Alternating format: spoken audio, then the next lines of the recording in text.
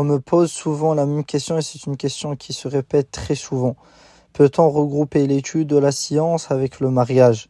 Nous répondons au billahi tawfiq que oui, le mariage est une chose très importante et nous conseillons comme l'ont conseillé les savants. Les savants le conseillent aux jeunes hommes comme femmes de se marier, surtout à notre époque. Et que certains disent que le mariage empêche la recherche de science, en réalité, à notre époque, cet avis n'est pas juste, comme l'ont mentionné nos savants parmi eux, Cheikh Salih Al-Fawzan, hafidhahullah. Notre époque est une époque de tentation et de désir. Et nous avons la parole du prophète sallallahu alayhi wa sallam, ô vous les jeunes, celui d'entre vous qui en a la capacité qu'il se marie, car cela est plus à même de baisser le regard et de préserver la chasteté. Et celui qui n'en a pas la capacité qu'il jeûne, car cela sera pour lui une protection. Et aussi le prophète sallallahu alayhi wa sallam dit, s'il se présente à vous quelqu'un dont vous êtes satisfait de la religion et du comportement, alors mariez-le. Si vous ne le faites pas, il y aura sur terre tentation et corruption.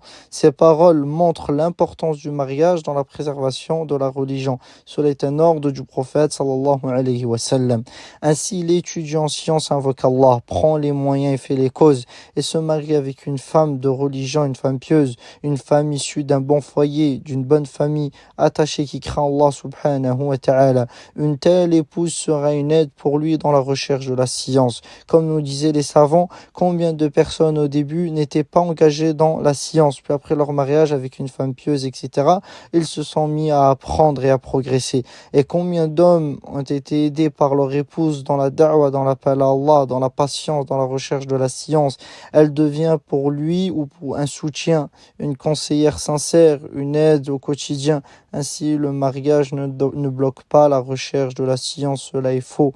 Au contraire, comme l'ont dit les savants, il aide l'étudiant en sciences. Et lorsqu'un homme jeune rentre chez lui fatigué après l'étude, il trouve une épouse qui le soutient, qui le réconforte, qui l'encourage, hada khayr. Et de même pour la jeune femme, quand elle épouse un frère dans le din, dans la religion, qui l'aide à progresser dans sa religion, ils vivent alors ensemble sur le bien, sur la foi, sur l'islam, et voilà la vraie vie.